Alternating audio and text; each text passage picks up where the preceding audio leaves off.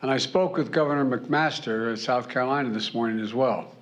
Last night, I received a request for an emergency declaration from Governor McMaster, which I approved right away, just as I did for Florida. This allows for immediate federal funding for the state to shelter people and provide other essential support.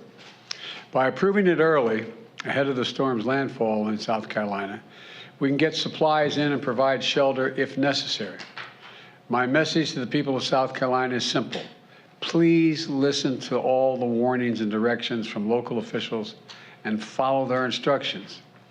And as you all know, the situation in Florida is far more devastating. We're just beginning to see the scale of that destruction. It's likely to rank among the worst of the nation's and the worst in the nation's history.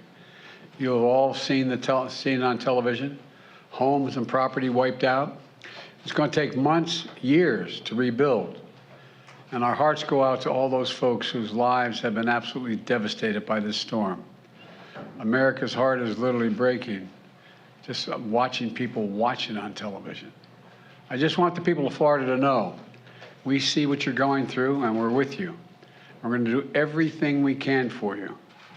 I say to the rest of Americans, just imagine yourself in that situation. Water rising, walls collapsing, streets turned literally into rivers, charter boats on top of automobiles, watching the home and the community work so hard to establish, literally washed away. And folks across the country are now waiting to hear from parents and grandparents who live in Florida, just hoping and praying they're okay. At my direction, we pre-deployed the largest team of search and rescue experts in recent history, because so many of the rescuers need to take place now, need to be there in place now, in the water now. And the United States Coast Guard has been deployed as well. 6 fixed-wing aircraft, 18 rescue boats and crews, 16 rescue helicopters, which were in the air all day yesterday and are at it again today. Working with the Defense Department, the National Guard, state and local first responders, they've rescued 117 people on the southwest Florida coast and Fort Myers and Naples so far. Just this morning, I spoke personally with the Lieutenant Commander of the Coast Guard, Christopher Hooper, who is leading the search and rescue operation there. He emphasized this is one fight, everyone working together, Coast Guard, Defense Department, Customs and Border Patrol, Florida Fish and Wildlife, local officials. They're doing everything they can to rescue people. He said, Mr. President, we will not rest at night until we know they're safe and sound.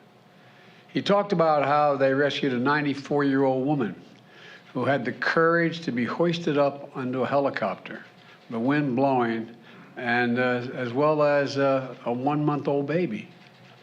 Not the same time, but a 1-month-old baby as well, and so much in between.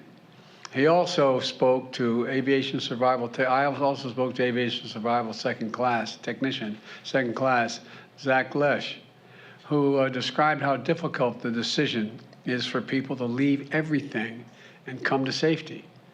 I told him how proud of him I was and thanked him for all the work he and his coasties are doing to save lives. I'm grateful for the brave women and men, federal, state, and local folks working so hard. They're all working as one team. Hear that from the governor as well as from the federal folks.